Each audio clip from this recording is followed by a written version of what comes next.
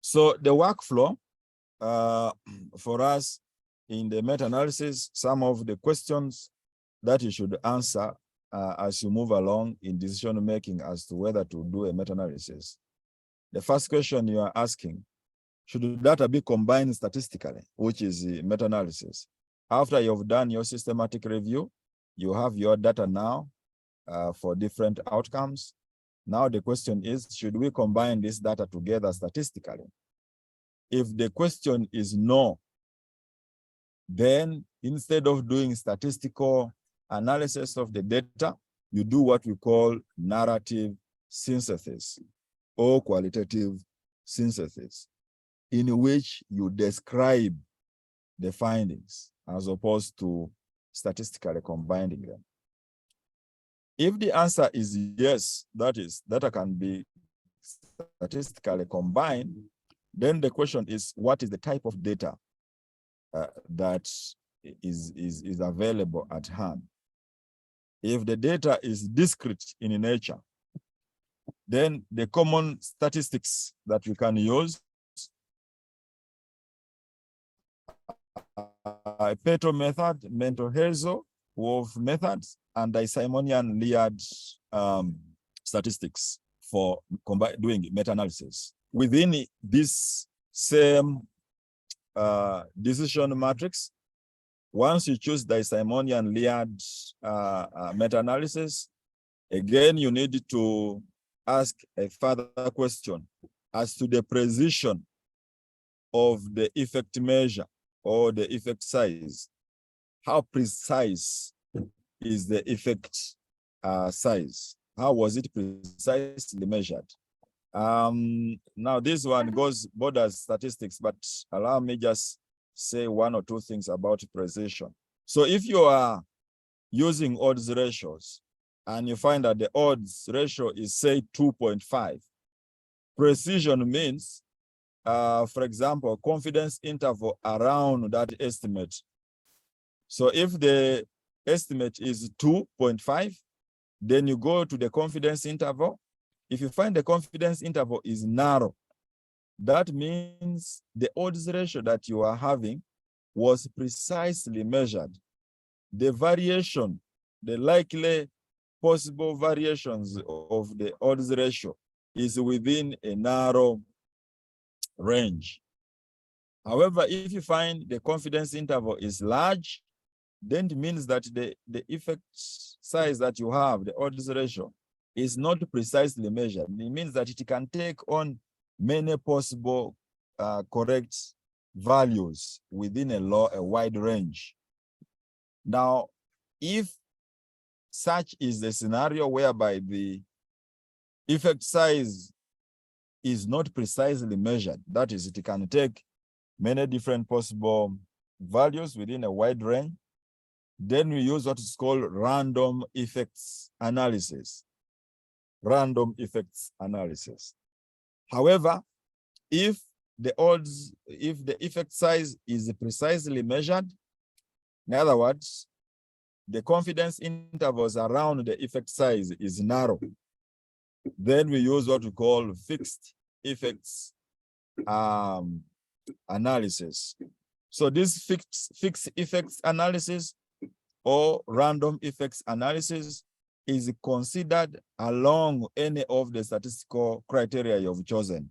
If you've chosen the Pareto method, then you're going to have random effects Pareto method of analysis, or random or fixed effects Pareto. If it is Mentor-Hazel, then you're going to have fixed effects Mentor-Hazel if the effect size is precisely measured, or random effects Mentor-Hazel method if the effect size was not precisely measured, and the same for the Simonian-Liard method of analysis. It can be either fixed effects or random effects, depending on the extent to which the effect size was precisely measured. And Can you that is the kindly same. go over the differences between random effect and the other one? Sorry. So the difference between random effects models or methods of analysis and fixed effects models or methods of the analysis is that the determination is based on the effect size. Sorry, I didn't have an example here. So for example, if you have an odds ratio, I'm assuming that most of us, if not all of us, know what an odds ratio is, at least in a part, maybe not the details of the biostatistics of it, or prevalence ratios, risk ratios. So when you find a risk ratio, let's say of 2, then you ask what is the confidence interval around that odds ratio. Now, the confidence interval around that odds ratio will tell you how precise that odds ratio was measured. Now, if the confidence interval is wide, like large, let's say the odds ratio is 2, and then the confidence interval is like 1.5 to 50. That means the odds ratio that you have measured can take on many multiple correct values between 1.5 and 50. That is a wide confidence interval that is associated with imprecise or poorly measured effect size. Then when the confidence intervals are narrow, let's say if the odds ratio is 2 and the confidence interval is 1 to, let's say, 4 or 1 to 5, that narrow confidence interval means the odds ratio or the effect size you have found takes on few correct values between 1.5 to 5, which is precise as compared to the other one with wide confidence intervals. So random effects models are taken or are chosen in scenarios where the effect size are not precisely measured, while fixed effects models are chosen in scenarios where the effect sizes are more precisely measured. Is it clearer now? Yes, thank you. Clear. Great. Sorry, sir. And then the decision matrix continues. No, sir. If the variable is continuous, again, you choose the different analysis types. If there are same units of measurement across trials or across the different studies, if the answer is no, use standardized mean differences. If the answer is yes, use the weighted mean differences and also standardized mean differences. Why perform a meta-analysis? Why perform a meta-analysis? I have highlighted this earlier, but the common reason is that the results of single studies typically vary from one study to the next. And if the results vary from one study to the next, it affects decision making. What should you take? Today you're reading this paper, it says this drug is not good. You read another one, it says the drug is good. Now for you as a decision maker or a clinician, what do you do? In such scenarios, meta-analysis help resolve and guide decision making by putting together these studies and coming up with a single effect size. Narrative reviews have also been used. However, narrative reviews are in many cases subjective, and the different conclusions can be reached by different experts, which becomes a problem. Meta-analysis, on the other hand, applies objective statistical methods and can be used with any number of studies. Because of the objectivity around meta-analysis, it is a more robust or more powerful way of resolving equipoise in research findings. So they had a question on the different confidence interval and precision. Is there a statistical test that you use to decide this confidence interval is narrow or wide, or it would be subjective?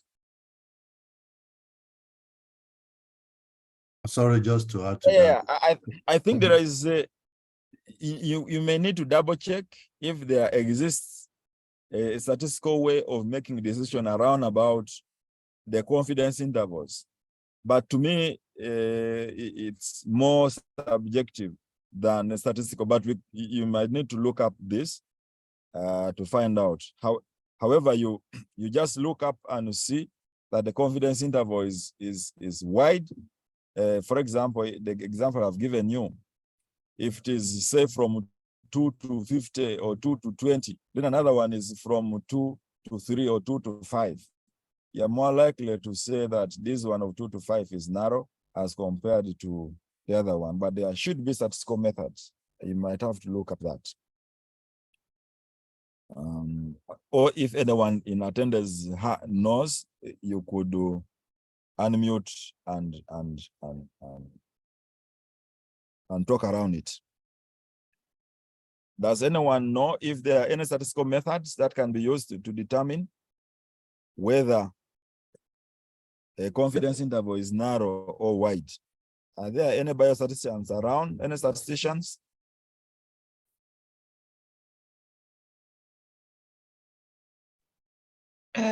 As far as I know, it can compute it with your computer or the program. And if you can't, or if it's not, then you can calculate it manually. But according to what I know, it's calculated or computed automatically when you added your data. So yes, it can be. All right, thank you. Thank you. Okay, the other reason why we conduct meta-analysis is to increase power. That is, the chance of detecting real effects are statistically significant if it does exist. 2, meta-analysis help improve precision. In other words, estimation of an intervention effect can be improved when it is based on more information. 3, these meta-analysis help answer questions not posed by individual studies. And 3, meta-analysis help settle equipoise that we started with, or controversies, or disagreements around findings. So what does meta-analysis entail? What goes into what meta-analysis? So everything, of course, starts with the thought process. You need to think carefully the kind of study you are getting involved in, and establish all the known facts around about your topic before you get into meta-analysis. Key things to consider are which comparisons should be made. Most of us researchers like what they call building the plane when it is in the air. You fish around, you keep changing goalposts because you have not established clearly what you want from the very start. So meta-analysis will not go a very long way if you are in a scenario where you are starting it when you don't know what you want. So it is important that you establish clearly the comparisons that are meaningful and which will be considered in the meta-analysis activity. These comparisons must be clear, and they should be making clinical sense for the clinicians, scientific sense, or policy-wise. These comparisons should make sense before we start going into meta-analysis. 2, which study results should be used in each comparison? We need to decide beforehand which results will be relevant for each kind of comparison that we want. 3, what is the best summary of effect for each comparison? What is the best summary of effect for each comparison? That is, would you use an odds ratio? Would you use a prevalence ratio? Would you use a risk ratio? What would be the best way of combining these comparisons? There is something which may be falling off from this. This discussion is largely around about clinical kind of studies, but also applies for other non-clinical studies. However, it does not specifically apply for diagnostic accuracy studies. If you are doing a diagnostic accuracy review, for example, you want to find out which test method best tests a certain condition. You want to find out which lab method tests best diabetes, tests best hypertension, tests best malaria. Those are what we call diagnostic accuracy studies. And they have separate, slightly separate ways of measuring the performance. So for example, for the lab methods, you are not going to use odds ratios or prevalence ratios. You are going to use different effects and effect sizes. For example, you'll be using things like negative predictive value, positive predictive value, specificities, and all those. There is a hand which is raised. Let me see what that is. Please unmute and speak. I think there is a hand which was raised. Okay. As you come. Yes, Meta-analysis. sir, can you hear me? Yeah, go ahead. I just have a comment. If I understood the previous question well, that how to differentiate and to know if, because I couldn't talk, I had internet issue, how to differentiate or how to know like this confidence interval is narrow or larger. It should be detected by the margin of error. So the narrower the confidence interval, the smaller the margin of error. And you can know the margin of error dependent on the variability of the population. So if there is a large variability in your population, that means there is a large margin of error, and then there is a large confidence interval, and etc. Yeah, thank you. So we can use margin of error to tell whether the confidence interval is narrow or wide. Thank you for that. And this the margin of errors are outputs of statistical analysis. You can include it when you are conducting your primary analysis. So thank you so much. The other thing is that the results of the studies should be similar within each comparison. I've highlighted this, that the studies that you are comparing, the results that they have should not be so variant again. So for example, people who will be doing cross-sectional studies, for example, you're looking at a prevalence of a certain disease or a prevalence of a certain behavior in a community. And then the people who are repeating similar studies in different settings, say in different countries, the results that we are going to find should not be very different between each other. One should not find a prevalence of 2%, then another one finds a prevalence of 90%. If that is a scenario, it becomes problematic for a meta-analysis. So it is important that when we are trying to choose what studies to add in the meta-analysis, that we look into the results of the individual studies and see the consistency of the measure of the estimates of the results across different types of studies. And this will do this later on. I think there's another session on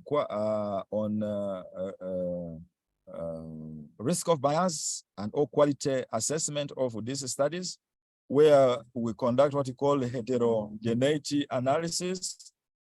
In heterogeneity analysis, you are able to tell how consistent the effect size was measured between the different studies. And therefore, you are encouraged to do a meta-analysis if there is a high level of consistency, as opposed to when there is a high variation between the results of the individual studies. Good. When is meta-analysis most useful? When is meta-analysis most useful? Meta-analysis is most useful when there is moderate to large amount of empirical work available. 2, when the results are variable across the studies, but I have explained around about this variability.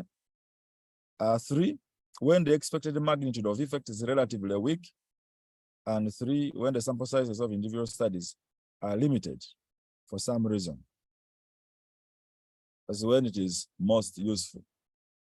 Now, for the biostatisticians, you may be asking, now if I'm doing a primary study, as opposed to a meta-analysis which handles secondary data, the comparison, the similarities between what we do in biostatistics and what you do in the meta-analysis. So in the biostatistics, there's what we call hypothesis testing for primary studies, while for systematic reviews, we are using meta-analysis. What is the similarity or the difference between the two? So both of these activities are statistical in nature, and they use statistical approaches. However, in null hypothesis testing, we normally rely on significance testing, what you call the p-values, and the precision of estimates, which we have called the confidence interval. While for a meta-analysis, the focus of meta-analysis is on the magnitude of effect of interest. What is the magnitude of effect of interest? So you are looking at, say, what is superior between different interventions for a certain condition. So you want to find the size, how big is the difference in the effect. And that is really the interest of meta-analysis. And once you establish the magnitude of that effect, then also you will have to provide precision of the estimate around that effect and the causes of potential variations. This will be the last phase of our discussion, this discussion around the effect size. I've taken pretty much a lot of time doing the introductions. So we have about 15 minutes or less. So we now get to the last phase of this discussion. Effect size.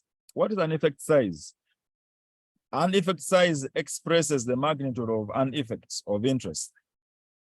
For example, strength of a relationship between two variables.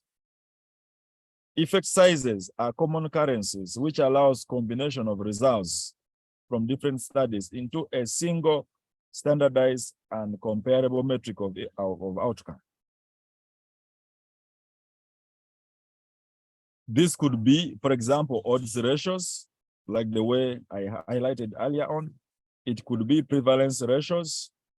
It could be risk ratios.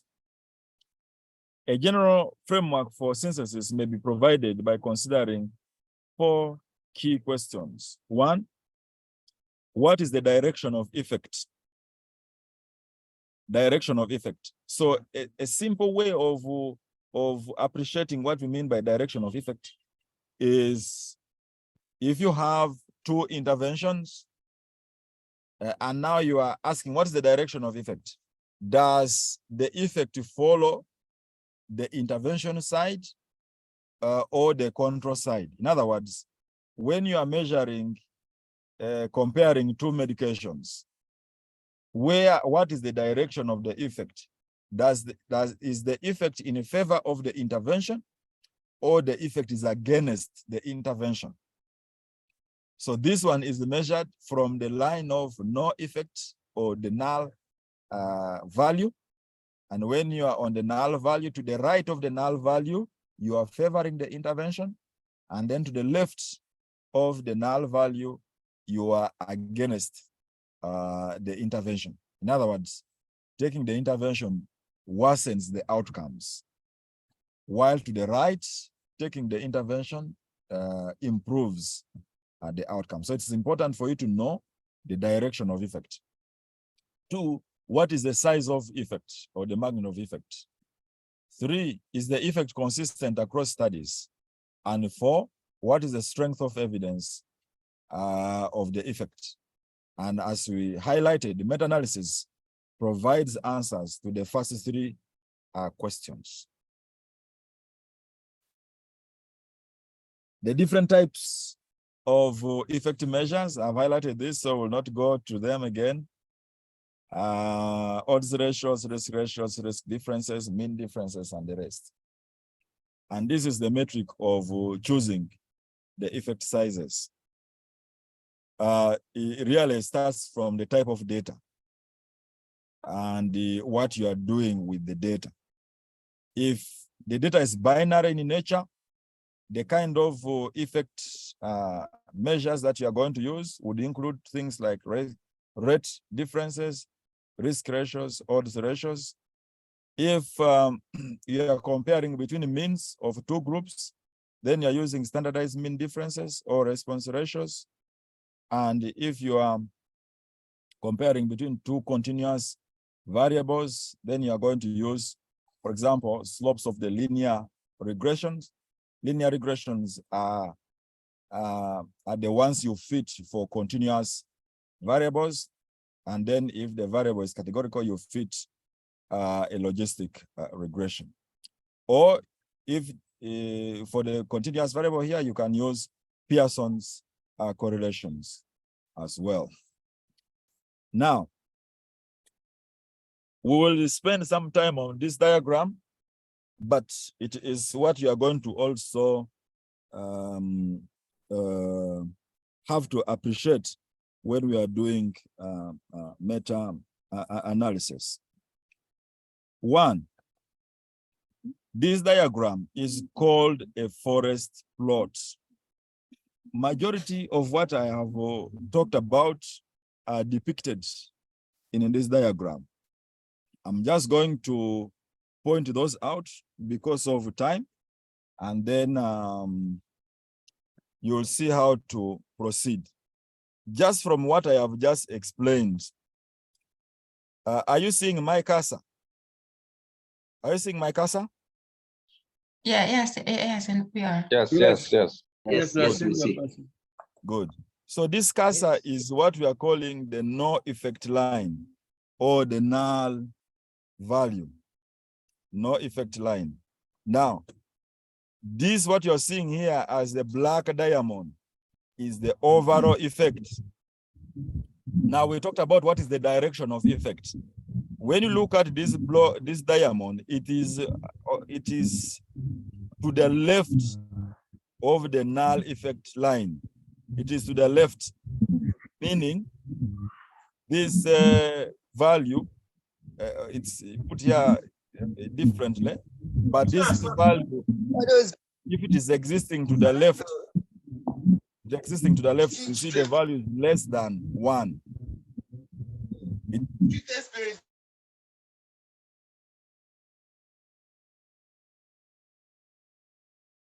I'm muted. Sorry, I was muted. How did I get muted? Did you? I don't know when you stopped hearing me. So you see this diamond here is what we talked about, the direction of effect.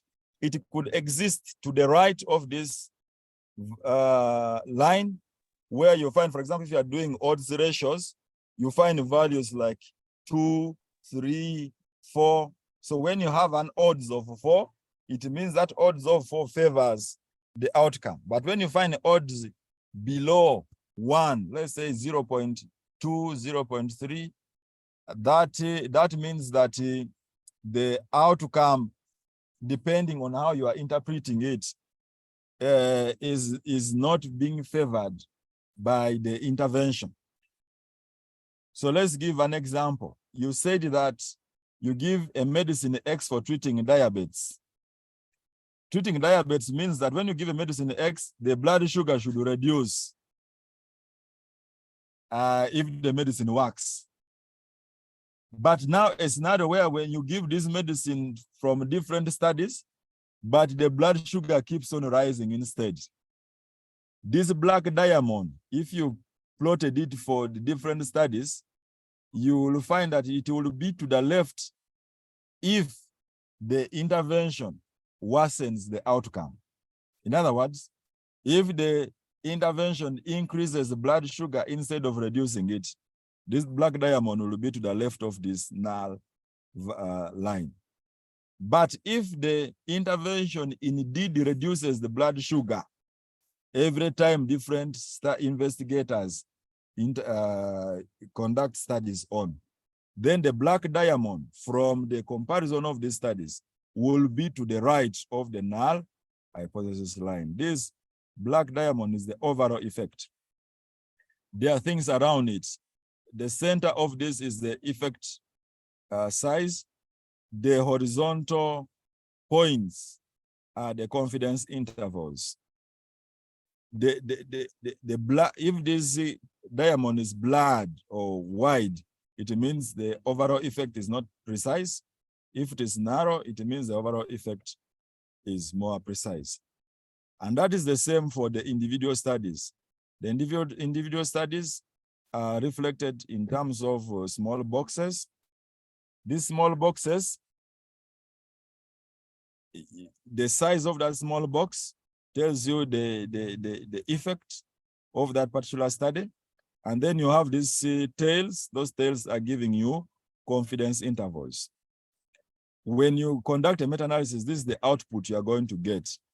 Now, when you look at my cursor here, there is something called the MH. MH will be what you call the Manto-Hazel. Manto-Hazel method of analysis. We talked about this. If it was disimonian layered, it would be DL, disimonian layered, DL. Then you see in the middle there something called fixed. It means we use a fixed effects model based on the Manto-Hazel analysis. And then you see here that we use the risk ratio as the effect size.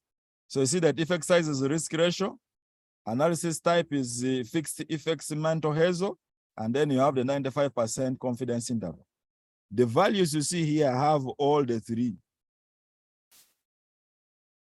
effect estimate, method, model, and confidence interval. And then when you come here, it is giving you for the individual studies the same. And then you have the overall estimate. The overall estimate is here, overall effect, which is 0.64 risk ratio with the confidence intervals of 0.3 to 1.5. I think you can see that. And then here it gives you the individual weights of individual studies to the model or to the analysis. These weights are calculated based largely on the sample size of the individual studies. And you can see that the study which has the narrowest weight should be having fewest individuals, and also is associated with wider confidence intervals, as you can see here, meaning the estimate is poor. Good. And then you see to the left here, statistical significance. There is something called heterogeneity here, if you can see. Heterogeneity. And this heterogeneity is measured using different statistics. But what is commonly used here is what we call the I-squared statistic, which is here. And for these studies, heterogeneity was 0, meaning that the studies were very similar. And that's why meta-analysis was possible for this case. You will have to make yourself more familiar with this output. It is a meta-analysis output.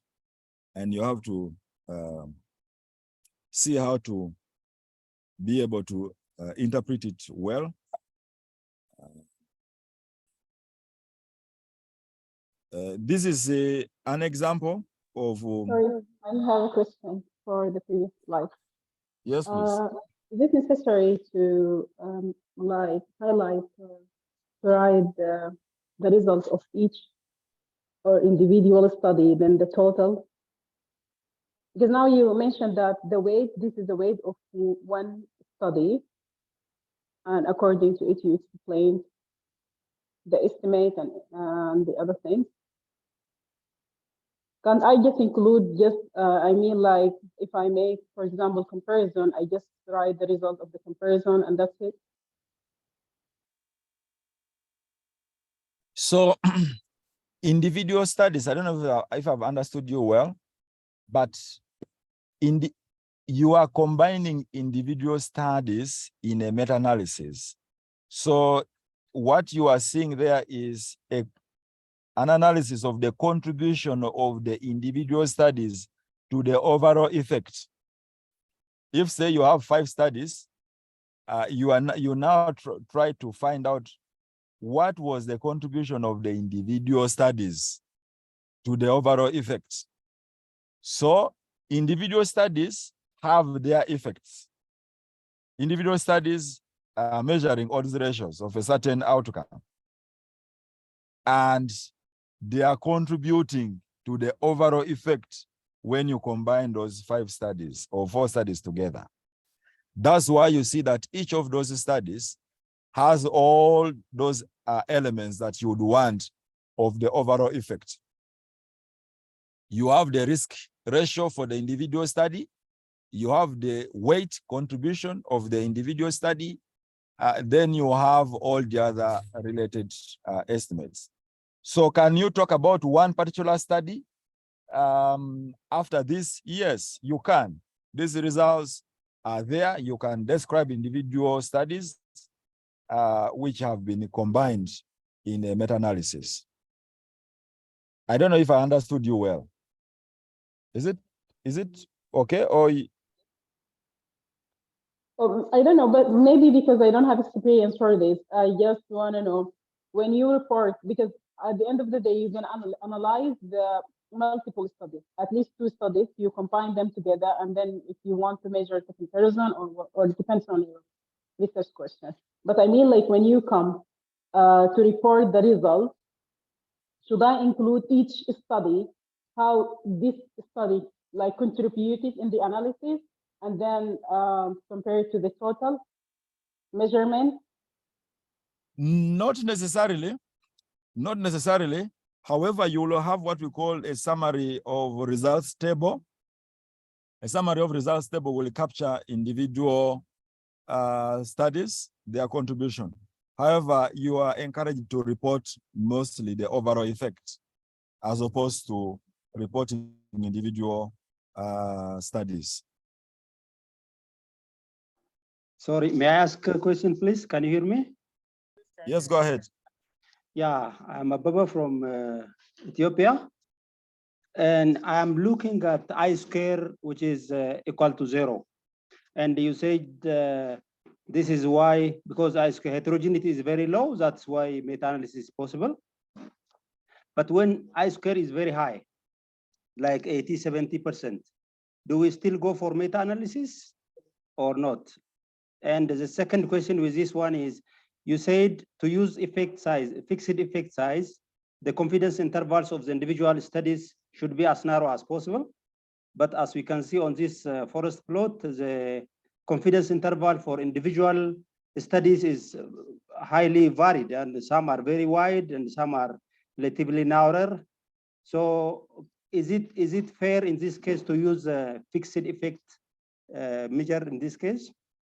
Thank you. Good. You are getting into the exercise we had for you. So you'll see that. Okay, so first of all, the first one, if the heterogeneity is high, so the heterogeneity analysis is divided into 3. You have low heterogeneity, where the variation should not go beyond 20 or 25%.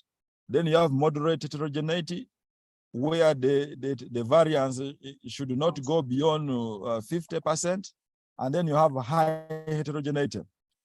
It is advisable that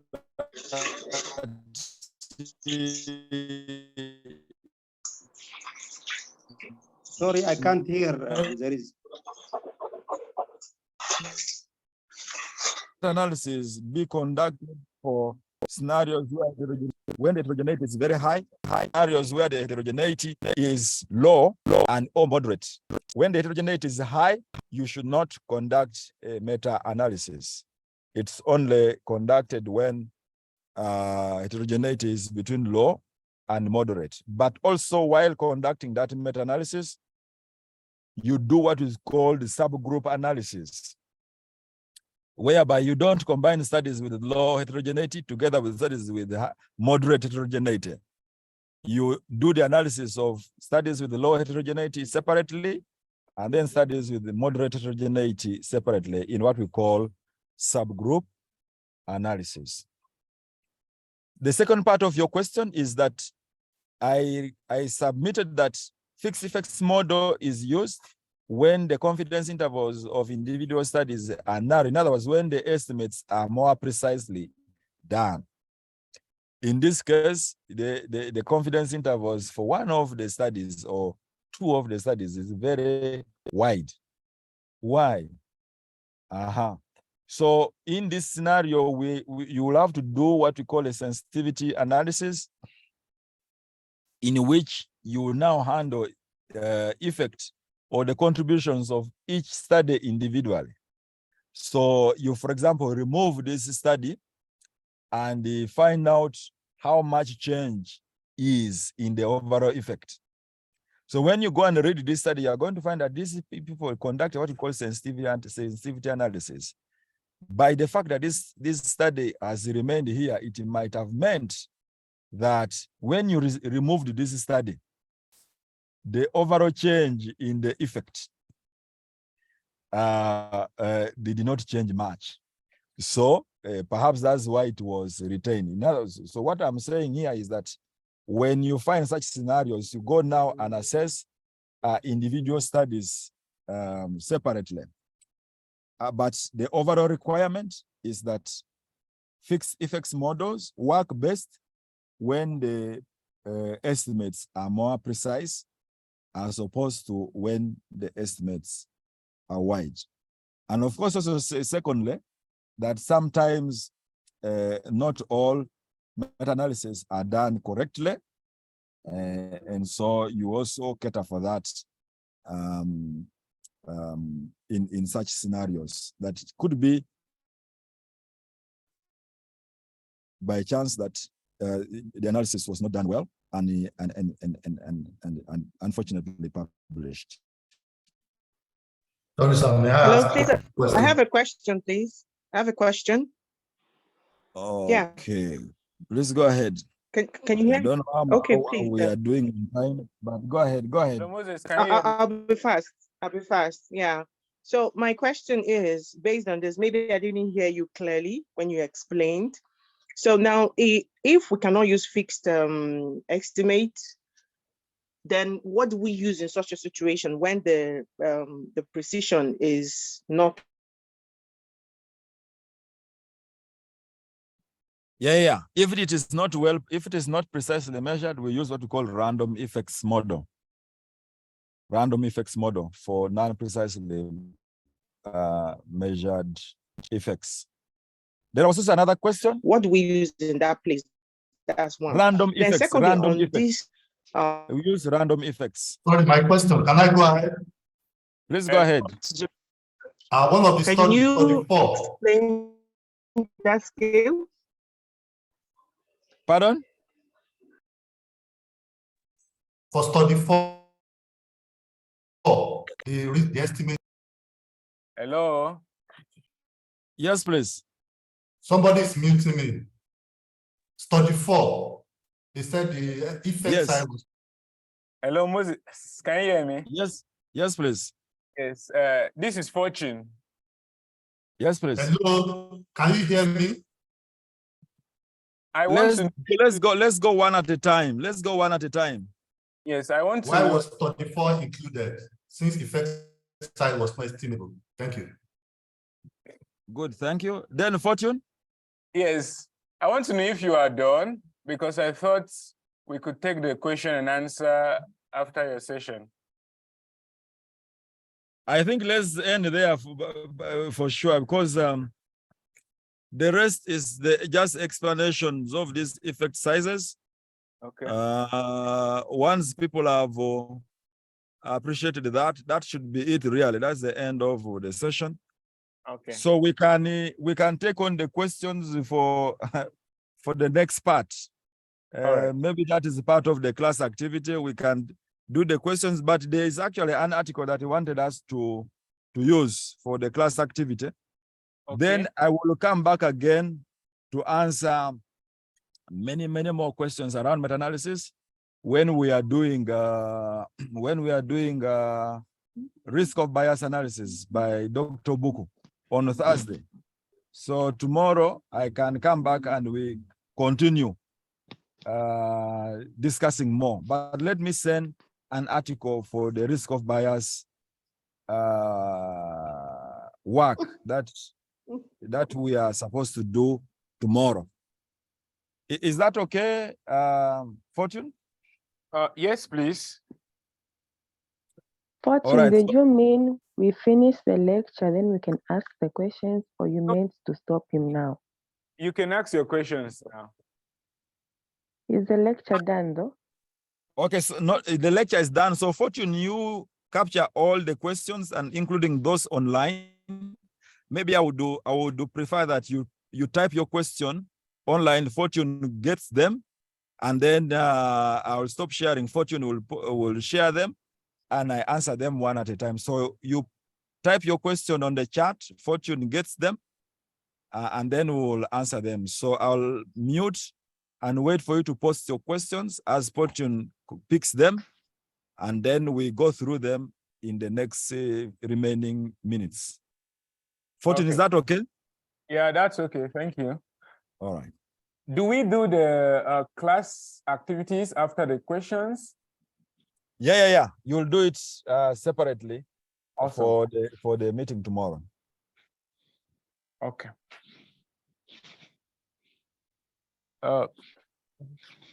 YouTube.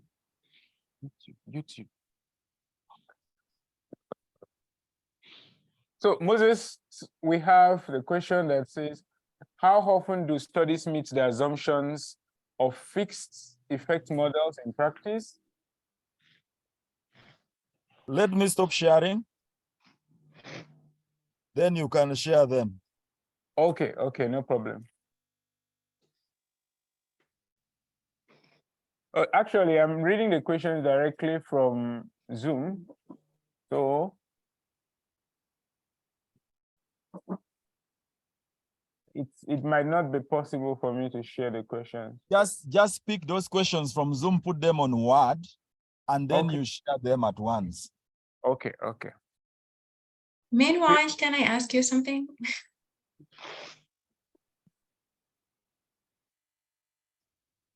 Professor, can I ask you something meanwhile Fortune try to find the other question? Sure, go ahead. You said that maybe each study had measured the result or effect size in a different way. I mean, different statistical method. So if I want to combine all of them, you said that there is a way yes, and there is a way no, right? So if I can combine them, then I can go do a systematic review with analysis without I want. If it is no, I can combine them. Then I cannot do my analysis. I mean, different measures, use it in different studies.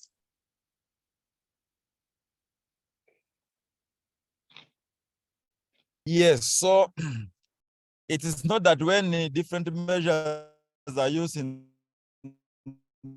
different studies, you can't do a meta-analysis. You can actually recalculate the effect sizes, odds ratios.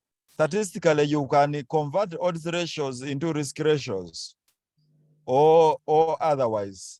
So you can do a recalculation of the effect size to a uniform way, so that then you can do your meta-analysis. However, if you cannot combine studies that have been that have different effects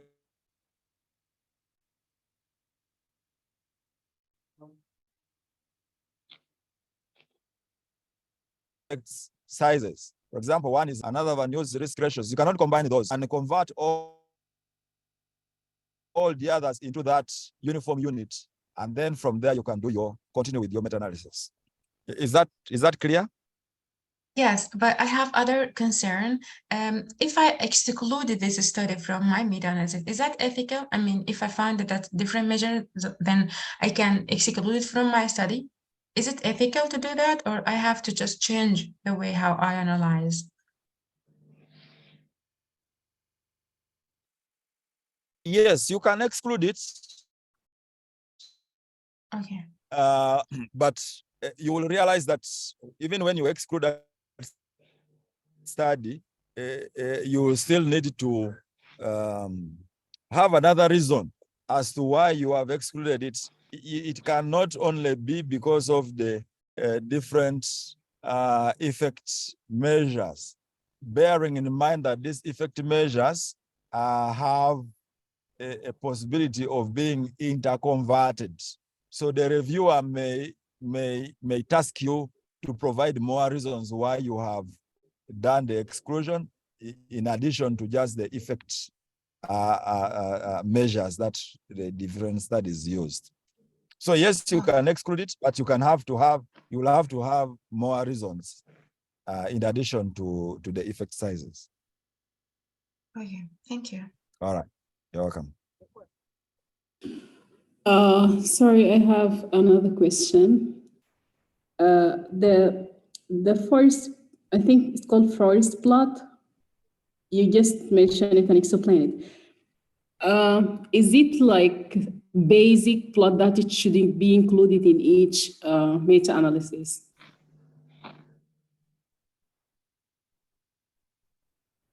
I hope I've understood you. Yeah. So if you conduct a meta-analysis, a forest plot is part of the results that you must submit. For every meta-analysis, you should be able to submit the forest plot.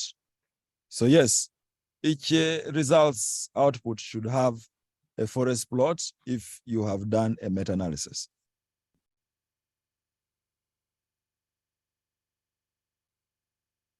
Hello, Moses. Yes, please. Can we start with these ones, please?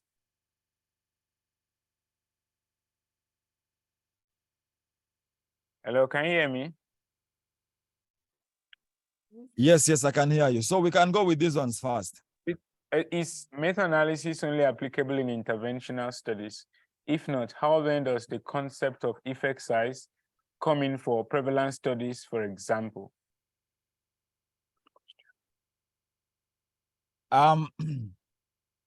Like I explained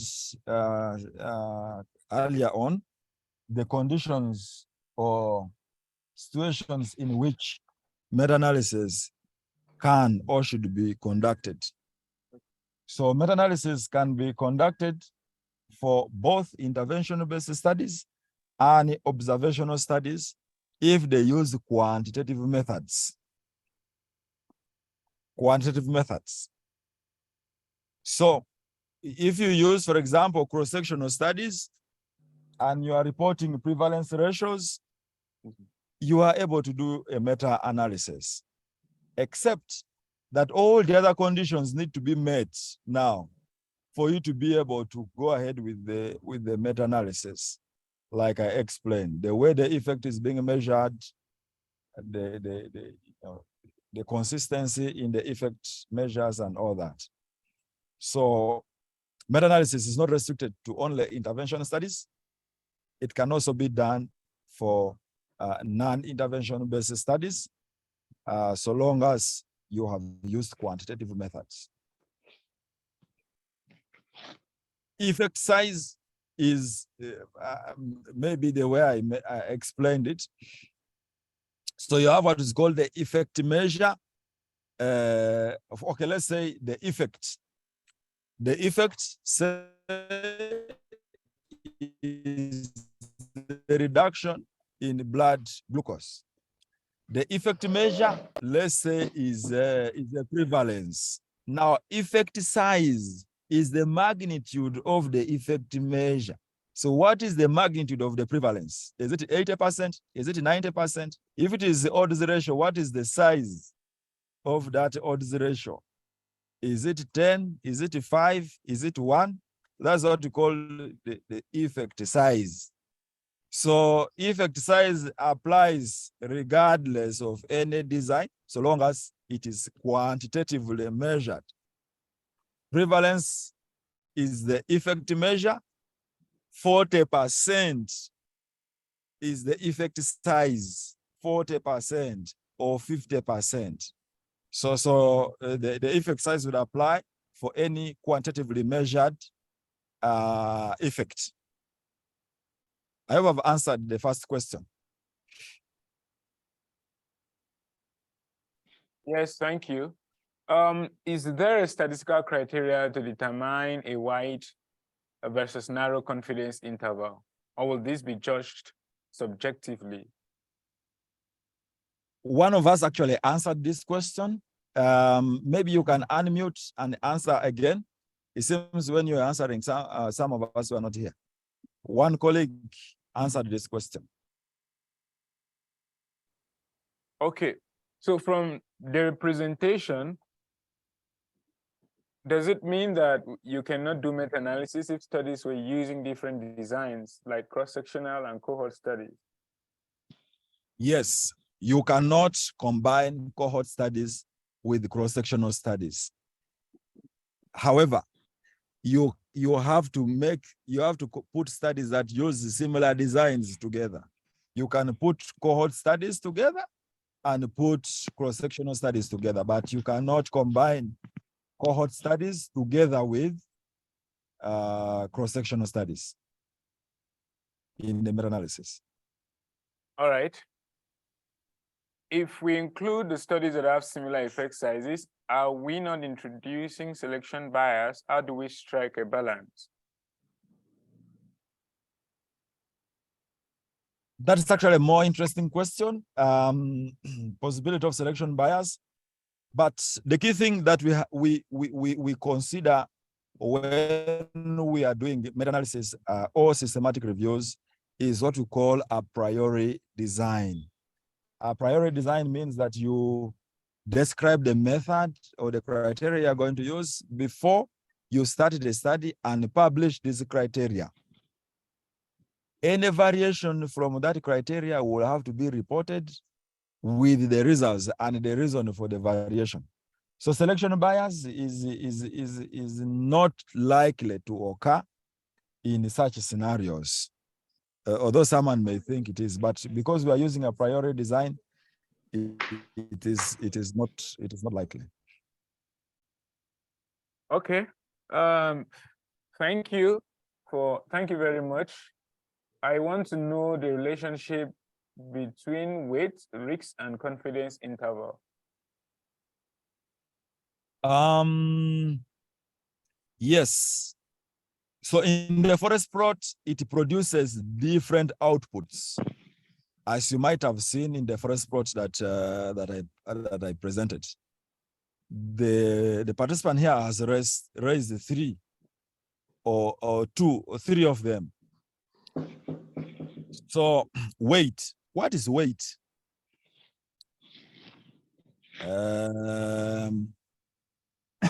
Sorry. What is weight? So if weight is nearly 100% contributed to by the sample size. Sample size will determine the weight of the study on the overall analysis. Say if you are combining studies and some studies have 400 people, others have 1,000 people, others have 200. Those studies will have different weights based on the sample size. The nearest you can come to further explaining that would be that you expect that if a study had more people or more participants, that study is more likely to have a true estimate as opposed to a study that had fewer people. So you are more likely to believe the finding from a study that included many more people as compared to the study that had fewer people. That is all. That's just additions to the weight. The risk is just like any other effect measure. For example, you have odds ratio, risk ratios, prevalence ratios. So risk is just any of the ways in which you are measuring your effect. You could measure the effect using odds ratios. You can measure them using risk ratios, risk reduction. So risk is the criteria or the method which is being used in measuring the effect. A confidence interval, again, we have biostatisticians and statisticians here. Confidence interval is really a statistical output from statistical analysis that helps in providing explanation for how precise the estimate has been generated. So confidence interval is a statistical output, and it helps in providing interpretation for the precision of the estimate, as discussed earlier. Fortune, that's it. Is that all? Oh, the questions are not ending. Go ahead.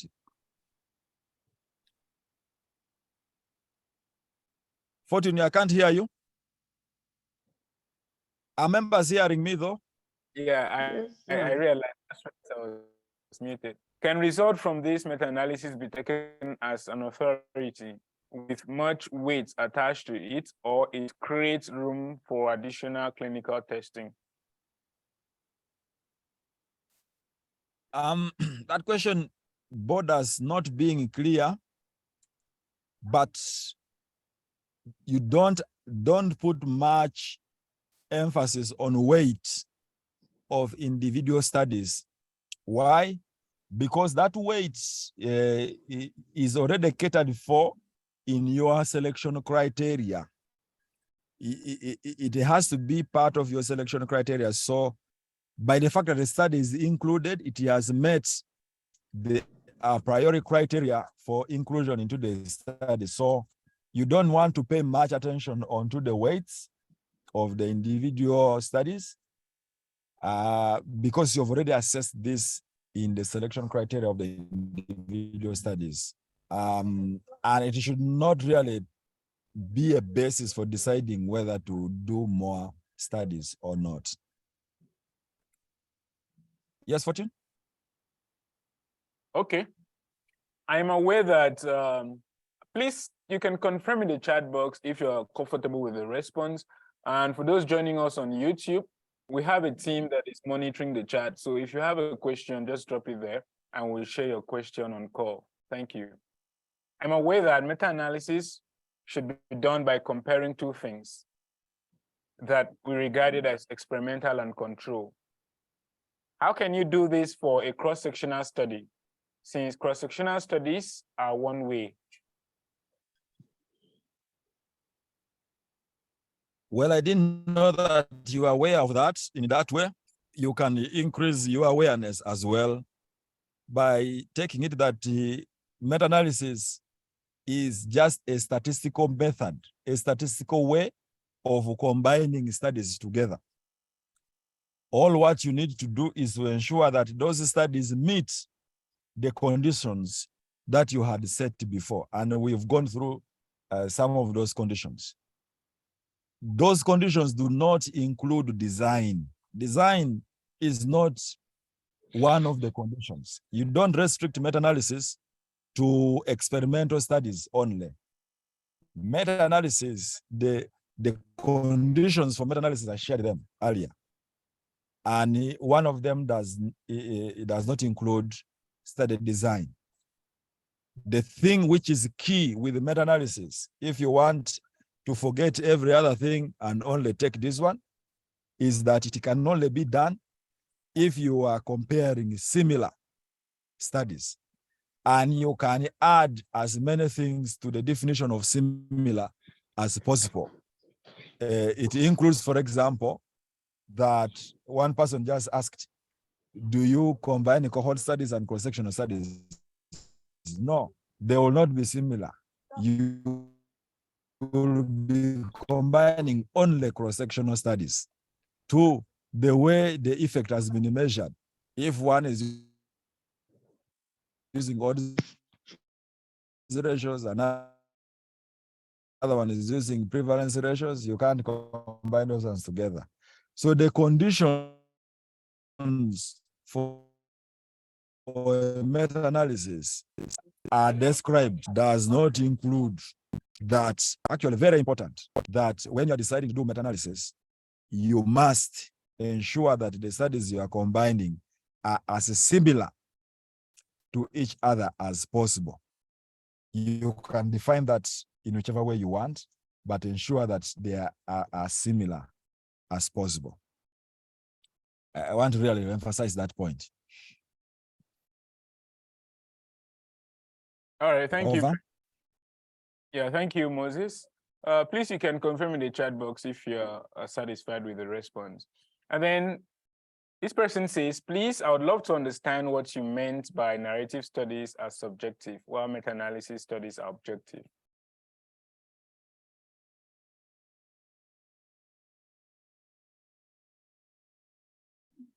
Okay, so like I said, narrative review is just descriptive. You describe the study, what it is to you,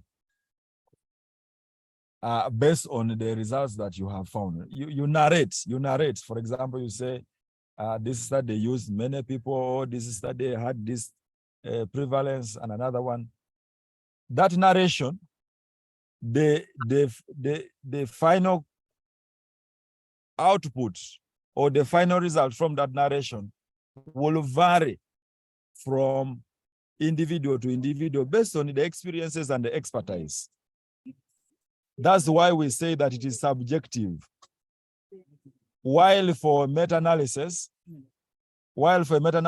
because you have used rigorous statistical methods, every time you are going to reach a similar conclusion from an effort of a meta-analysis, as opposed to narrative synthesis. When you just narrate, when you just describe, I can see a lady, sorry for using a lady, for those people who may not be described as ladies, but I can see a lady and describe her as beautiful. Another person may see the same lady and describe her as ugly. We have all described, we have not used any criteria. We have just narrated what we are seeing. But if you had points, A, B, C, D, the nose long, the height, and you follow that criteria, each of you will reach a similar conclusion if you have a meticulous criteria. That's why we say that for meta-analysis, because you are using robust statistical methods, you are likely to reach a similar conclusion each time you apply that method, as opposed to narrative synthesis, which has no criteria. I don't know whether that makes it clear. Okay, Moses, can you hear me, please? Sure. I know you've attempted this question before, but the person wants you to give example. What defines similar effect size? Say, give examples, say 2 and 5. Are they similar effect size? What defines what is similar?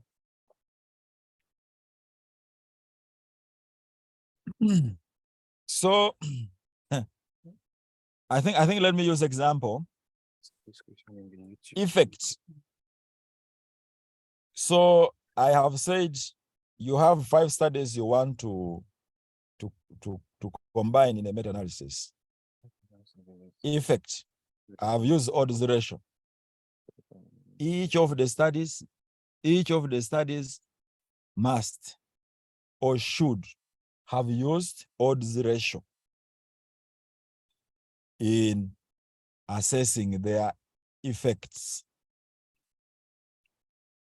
So if one study uses odds ratio and another study uses risk ratio, you cannot combine an odds ratio and a risk ratio or a risk reduction. That is the closest example I can give you. In terms of the magnitude, we then concentrate on one. So for example, you've used the odds ratio. All the studies have used odds ratios, which is good. But now the odds ratios are variant from the same intervention. The odds ratio, one is giving you 0.2, another one is giving you 4. Another one is giving you 0.3, another one is giving you 5. That's what we're saying, that wide variation in the effect size. If the variations are too wide, again, it means that the studies, there is no consistency. So you will have to review those studies and provide guidance more for how primary studies should be conducted, which is one of the important outputs of meta-analysis.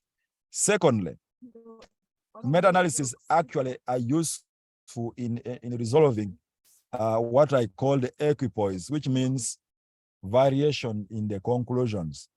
But those variations in the conclusions must be correlated to the outcomes. If the odds ratios are not consistent, you are not going to reach a similar conclusion. I think we shall have to come back to this question again on Thursday, if still it is not clear. All right, Moses. Somebody says, let me put this together. Can meta-analysis be done in animal studies? And then there is one that says finance and policy studies, or let's say other fields aside medicine and healthcare. Thank you so much. This question, I mentioned this already, that meta-analysis is a tool. It can be used in any field, so long as the studies meet the defined criteria. It's a tool. You can apply it in agriculture, you can use it in forestry, you can use it in any field. Animal, veterinary medicine, you can use it in any field. Just ensure that the criteria for conducting it, the conditions are met. Over. Yeah, Moses, this one says, can you is it convert or change one effect size to another? That's if an effect size is in odds ratio, can you change it to, let me say, risk ratio? Yes, you can. Statistically, you can interconvert odds ratios to risk ratios, and you can do this to have a uniform effect measure for the different studies. Yes, you can interconvert them and then use one. That's possible. Awesome. Sorry, this one says, is a forest plot the only way of presenting and interpreting meta-analysis? Yes, it is like you asking, when I breathe in oxygen, is carbon dioxide the only gas that I breathe out? I did chemistry some time ago. I need to go and check on that chemical reaction. But if you are conducting a meta-analysis, the output of a meta-analysis is only and always a forest plot. Then from the forest plot, you are going to get different. You are going to get different what? You are going to get different results that you can present separately. But the forest plot is the output of any meta-analysis. If you conducted what is called meta-analysis, you are going to have a forest plot as the output. I hope it is clear. All right, thank you. What informs protocol development for meta-analysis? How do we avoid bias in developing? Wow, I think this is a good one. What informs protocol development? I need to ask the program. Anyway, I'm part of the program team, so let me just look into what we put up together. If we don't have a session on protocol development and review question development, then we shall have to have it. But we we have a session on that. Yes, it's immediately after your session. Yeah. So the answer to this question we got in that session for sure. All right, please, do we have any question from YouTube?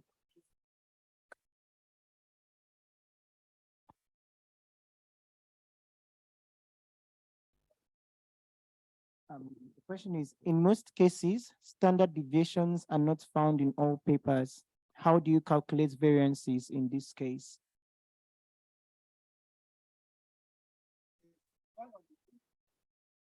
I think you are referring to the standard errors that one of our colleagues presented as one of the ways of interpreting confidence intervals. Is that what the person is meaning?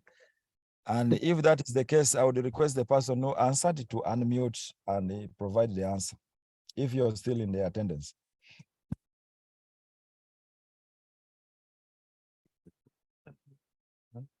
Okay, Doctor, one more question from YouTube. Can meta-analysis be done in both experimental and non-experimental studies? Wow, it seems that part of I've not done a good job, because that question has come again. It's possible that people are not listening to my answers, but I've just answered that question. Yes, he did. Yeah. Okay, I don't know if there is any question, because I think we've exhausted all the questions in the chat box. Please let me know, then we can take one more question.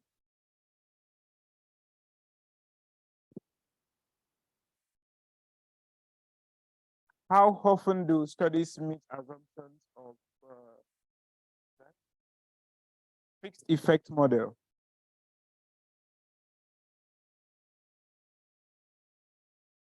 I can't hear you, but I think some people have raised their hands up. Moses, this one says, how often do studies meet assumptions of fixed effect model?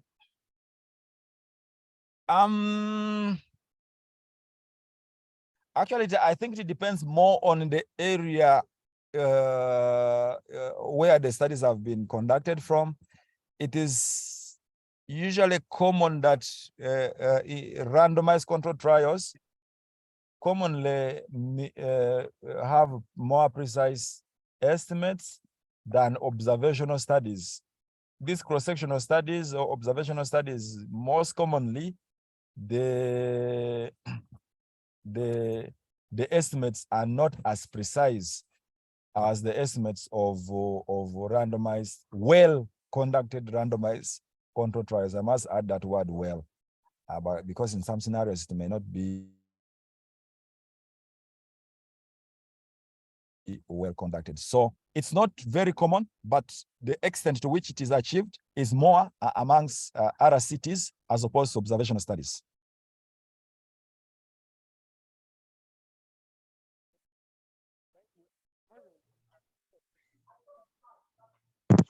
Hello, sir. Can you hear me? Please. Yeah. Good morning. Thank you very much for the wonderful lecture. I've been enjoying it so far. So my question is, while you were trying to explain the forest plots, I got to the point where you explained those small boxes, meaning the effect of the studies, and you were trying to relate it. Before my network started fluctuating, I was logged out and logged in. So before I came in, before my network was stable, I could not catch up with the explanation. I don't know if you can help to just touch on how those small boxes on those small horizontal lines, the interpretations with respect to confidence intervals. Well, thank you very much. Hello, Moses. Hey, Yes. yeah, I think this person can watch the recording because it would mean going back to what you have done already. I don't know if that's okay by you, please. Yeah. And I will also be available again on Thursday for further interaction on the same. So you can watch the video, but also I'll be available on Thursday because you've overused the time. Yeah, Moses, there's a question on assessment of heterogeneity.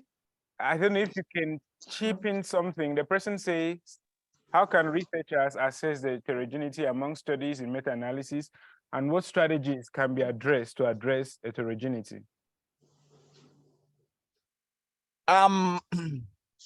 Heterogeneity is a fact-finding activity. You are finding to what extent studies are similar. There's really nothing much you can do if studies are not similar. If I'm not similar to you, we remain not similar. You cannot make me similar to you. I cannot become white, or I cannot become taller. I cannot become short. I remain who I am. So heterogeneity is an activity that helps you find out how similar studies are. And when you find it, those studies remain as they are. Only that. You then analyze those studies as they are. You analyze short people alone. You analyze tall people alone. You analyze blacker people like me. I think you've seen my skin color. You analyze the black ones like me also separately. So with the heterogeneity, you handle it. You find it out when you find it. Then you do what we call subgroup analysis. In other words, you handle people that have similar characteristics separately. I hope it is clear. All right. Thank you. Please, can I go? When are we ending? We have overspent our time. Can we continue on Thursday? Yes, please, doctor, please, just to get clarity. Okay, only one question. The rest we shall handle on Thursday. Only one question. Yeah. Okay, doctor, thank you so much. Please, I just want to be clear, and then for some of us that are just coming into research and academics newly, for result from meta-analysis, and then for somebody that just carried out the primary research, which of them will I attach more important? Which of them is more important to the other? Pardon, I seem to have missed your question, the gist of your question. Okay, I said maybe someone, let's say I carried out the primary research, I conducted a research on and to check an effect on something, like you gave an example where of that diabetes, maybe my results on diabetes, and then he's testing it on somebody and the person is not getting results, and then another person now carried a research, a meta-analysis research, and then bring us his own conclusion. Which of them should be more important than the other? Thank you. Again, this question is going to be answered when we are doing that systematic review question development. Good thing I'll be in that session, so I will really will address that question. Okay. The evidence is stronger when you do meta-analysis and systematic reviews as opposed to primary studies, but we'll answer it more in that session.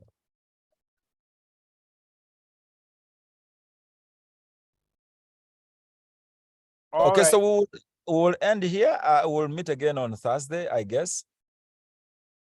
Yeah, thank you very much. Yeah, Fortune, I'm going to forward you the article for the participants to read and identify the potential areas of bias on those papers. Then we will discuss that tomorrow. I'm just going to forward you so that you share with the members. All right, thank you very much, Moses. Please, we'll be sharing the exercise later, like he's saying. I'll be sharing the question box as well. So if you have any question for him that has not been addressed, you can put the question there. Thank you.